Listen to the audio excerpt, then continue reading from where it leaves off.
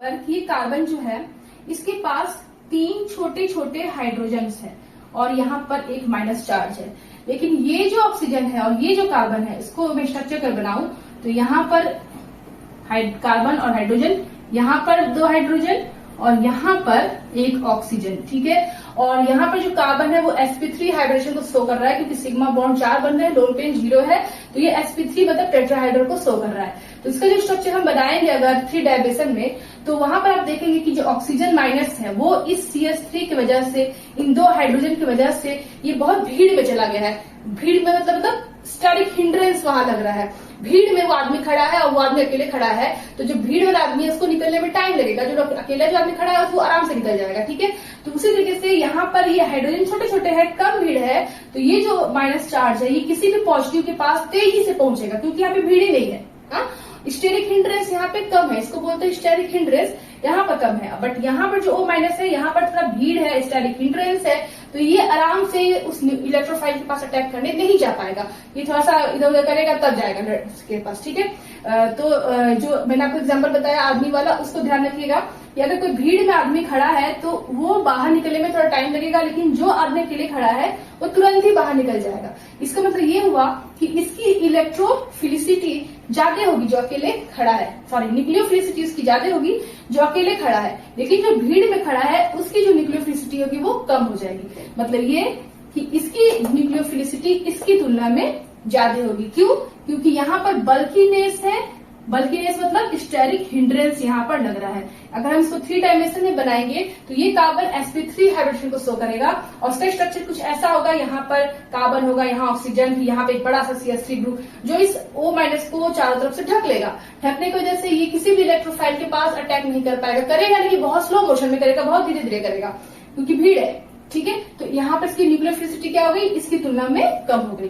तो एग्जाम में आपको 2 कंपाउंड देगा और पूछेगा किसकी ज्यादा है किसकी कम है, तो आप सोच समझकर यहाँ पर आंसर देंगे। स्टेरिक हिंड्रेंस देखेंगे, साइज देखेंगे, इलेक्ट्रोनेगेटिविटी देखेंगे, काफी कुछ फैक्टर्स है। तो अभी मैंने आपको बताया कि CH3O माइनस और CH3CH2O माइनस में न्यूक्लियोफिलिसिटी किसकी ज्यादा होगी, CH3O माइनस की, क्योंकि इसमें स्टेरिक हिंड्रेंस बल्कीनेस कम है और इसमें ज्यादा है, ठीक है। नेक्स्ट एग्जाम्पल लेते हैं, OH माइनस और H2O, इन दोनों में आपको बताना है किसकी न्यूक्लियोफिलिसिटी ज्यादा होगी। ये एग्जाम्पल जो है एग्जाम में बहुत आता है, अगर आप रेगुलर एग्जाम में आपका BSc का है, इंटरमीडिएट का है या कंपटीशन का है, तब भी ये पूछता है कि इनमें किसकी न्यूक्लियोफिलिसिटी ज्यादा होगी।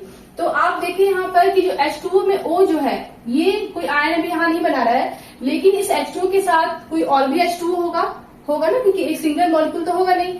जैसे वाटर अगर आपने ले लिया तो उसमें ढेर सारे H2O के मॉलिक्यूल्स होंगे, तो ये H2O के मॉलिक्यूल्स जो है वो ऑक्सीजन, जैसे ये H2O है, इसको हम खोलकर अगर बनाए तो ये HOH सपोज ऐसे है, ठीक है। तो ये दूसरा जो मॉलिक्यूल होगा H2O का HOH, तो ये जो है इसके साथ हाइड्रोजन बॉन्ड बना लेगा, फिर ये इसके साथ हाइड्रोजन बॉन्ड बना लेगा, बनाएगा ना। तो इस वजह से क्या होगा कि ये जो ऑक्सीजन है ये हाइड्रोजन बॉन्ड बनाने की वजह से अपने लोन पेयर्स को किसी दूसरे इलेक्ट्रोफिलिक स्पीसीज में अपने इलेक्ट्रॉन्स को डोनेट नहीं कर पाएगा।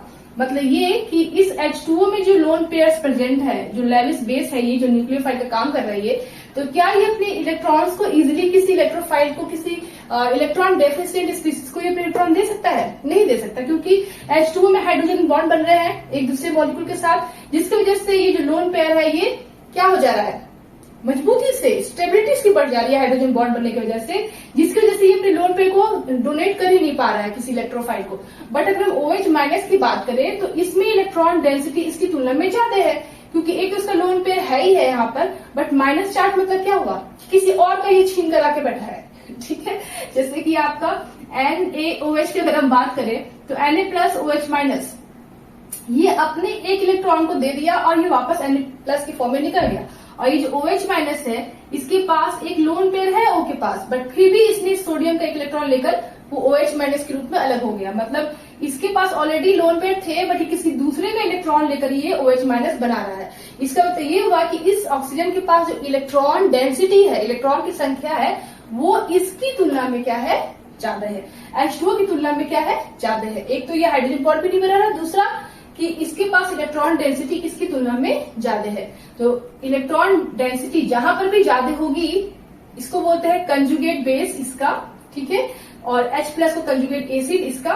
तो ये जो कंजुगेट बेस है वो अपने करस्पॉन्डिंग जो कंपाउंड होते हैं उसकी तुलना में उसकी न्यूक्लियोफिलिसिटी क्या होती है, ज्यादा होती है। एक तो ये रीजन हो गया। दूसरा रीजन ये कि इसके पास इलेक्ट्रॉन डेंसिटी इसकी तुलना में ज्यादा है। एक माइनस चार्ज मतलब क्या हुआ, किसी दूसरे का इलेक्ट्रॉन लेकर ये बैठा हुआ है, यहाँ पर अपना ही इलेक्ट्रॉन लिया है, हाँ, लेकिन दूसरे का इलेक्ट्रॉन लिया है, मतलब क्या कि इसके पास इलेक्ट्रॉन डेंसिटी ज्यादा है। तो जिसके पास इलेक्ट्रॉन डेंसिटी ज्यादा होगी, माइनस चार्ज ज्यादा होगा, तो वो उतनी ही तेजी से किसी पॉजिटिव चार्ज के पास, किसी इलेक्ट्रोफाइल के पास अटैक करेगा, क्योंकि उसके पास क्या है, धन ज्यादा है, तो उसने गरीबों को पैसा बांटना शुरू कर दिया। तो वही बात है कि इसके पास इलेक्ट्रॉन ज्यादा है, तो ये क्या करेगा, इलेक्ट्रोफाइल के पास बहुत ही तेजी से रिएक्ट करेगा, फास्ट करेगा इसकी तुलना में, क्योंकि इसके पास तो खुद का लोन पेयर है, इलेक्ट्रॉन डेंसिटी है बट इसकी तुलना में कम है, ठीक है, ये किसी दूसरे का लेकर बैठा है। तो इसको क्या बोलेंगे कि इसकी जो न्यूक्लियोफिलिसिटी ऑर्डर है वो H2O से ज्यादा है, मतलब OH माइनस का H2O से न्यूक्लियोफिलिसिटी ज्यादा होती है। ये चीज आपको याद रखना है, न्यूक्लियोफिलिसिटी ऑर्डर, ठीक है फ्रेंड्स। NH2 माइनस और NH3 का, ठीक है, यहाँ पर एक लोन पेयर है। अब इन दोनों में आपको बताना है, ये कंजुगेट बेस है इसका, ठीक है। तो आप ये बताइए कि ये नेगेटिव चार्ज स्पीसीज और ये क्या है, मॉलिक्यूल है, ठीक है, पोलर मॉलिक्यूल है, तो इन दोनों में किसकी न्यूक्लियोफिलिसिटी ज्यादा होगी, think about it.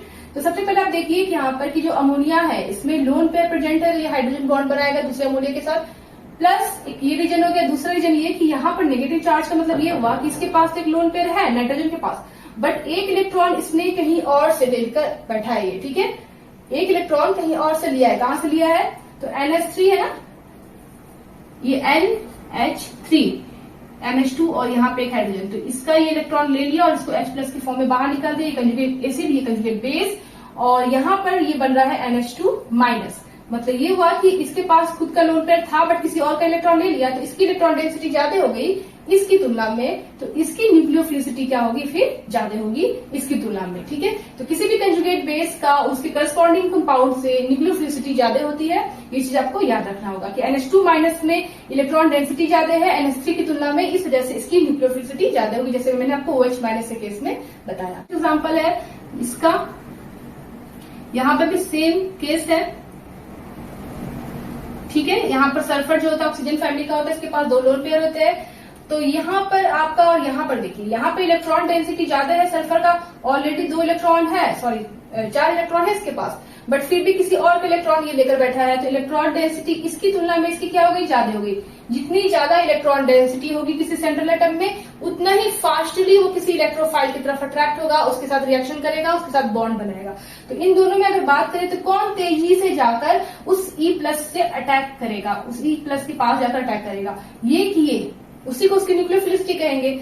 SH minus है, H2S है, इन दोनों में कौन तेजी से जाकर इस E प्लस के साथ मिलकर बॉन्ड बनाएगा, यही चीज बताता है कि इन दोनों में किसकी न्यूक्लियोफिलिसिटी ज्यादा है। न्यूक्लियोफिलिसिटी मतलब E प्लस लवर, मतलब न्यूक्लियस लवर, मतलब जहां पॉजिटिव है उसका लवर। तो S माइनस और S यहाँ पे लोन पेयर है, इसके पास इलेक्ट्रॉन डेंसिटी ज्यादा है, माइनस चार्ज ज्यादा है, तो ये किसी भी पॉजिटिव चार्ज के पास ज्यादा तेजी से अटैक करेगा कंपेरिजन टू दिस वन, ठीक है, क्योंकि यहाँ पे इलेक्ट्रॉन डेंसिटी ज्यादा है, इलेक्ट्रॉन जिसके पास ज्यादा है, जिसकी वजह से ये किसी इलेक्ट्रॉन पॉजिटिव के पास, जिसके पास इलेक्ट्रॉन की कमी है, उसके पास ये बहुत तेजी से जाकर अटैक करेगा और बॉन्ड बनाएगा। इसी को बोलते हैं न्यूक्लियोफिलिसिटी ऑफ दिस कंपाउंड। तो यहाँ पर न्यूक्लियोफिलिसिटी ऑर्डर हो गई, ऑर्डर H2S और SH माइनस का। हमारा जो नेक्स्ट एग्जाम्पल है वो है कार्बोक्सिलेट आयन का, ठीक है, CH3 C double bond OH, ये हो गया कार्बोक्सिलेट, मतलब आपका एसिटिक एसिड, ठीक है। और यहाँ पर है CH3 C double bond O negative charge, ठीक है। तो ये कंजुगेट बेस है इससे कंपाउंड का, ठीक है। तो और यहाँ से H प्लस निकलेगा, वो क्या हो जाएगा, कंजुगेट एसिड हो जाएगा। तो इन दोनों में पूछ रहा है कि किसकी न्यूक्लियोफिलिसिटी ऑर्डर ज्यादा होगी, तो कि ये है एसिटिक एसिड और ये है एसिटेट आयन, तो इन दोनों में किसकी न्यूक्लियोफिलिसिटी ज्यादा होगी। अगर ये एग्जाम में आता है तो आप कैसे बताएंगे, तो आप देखिए यहाँ पर मैं आपको बताती हूँ, जो CH3 है और ये C डबल बॉन्ड O है, ठीक है, यहाँ पर OH है, तो अगर ये H प्लस बाहर निकल जाता है तो इसके इलेक्ट्रॉन्स को ये O माइनस ले लेगा, तो यहाँ पर क्या बनाएगा ये CH3 C double bond O negative, ये बनाएगा। तो ये जो आपका आयन बन रहा है ये रिजोनेटिंग स्ट्रक्चर फॉर्म करता है और रिजोनेंस स्टेबलाइज होता है।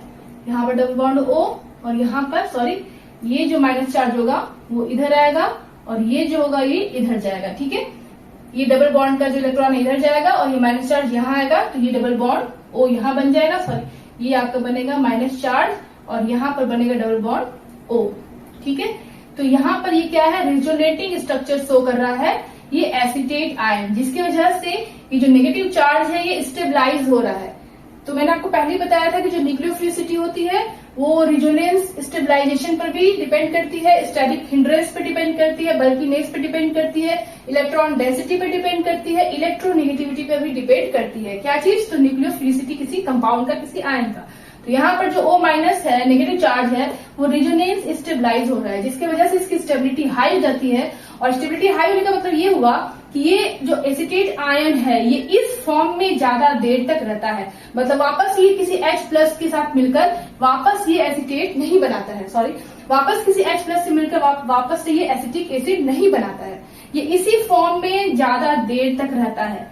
ठीक है, किसी भी रिजोनेंस स्टेबलाइजेशन का मतलब क्या हुआ, ये जो एसीटेट आयन है ये रिजोनेंस स्टेबलाइज हो रहा है। इसका मतलब ये हुआ कि ये जो O माइनस चार्ज है, ये नेगेटिव चार्ज है, ये रिजोनेंस में जा रहा है, रिजोनेंस स्टेबलाइज हो रहा है, जिसकी वजह से ये इस फॉर्म में ज्यादा देर तक रहेगा, एसीटेट आयन के फॉर्म में। ये वापस से किसी H प्लस के साथ जाकर नहीं जुड़ेगा। ठीक है, क्योंकि ये रिजोनेंस स्टेबलाइज हो रहा है, इसी फॉर्म में, ये स्टेबल फॉर्म में है ये।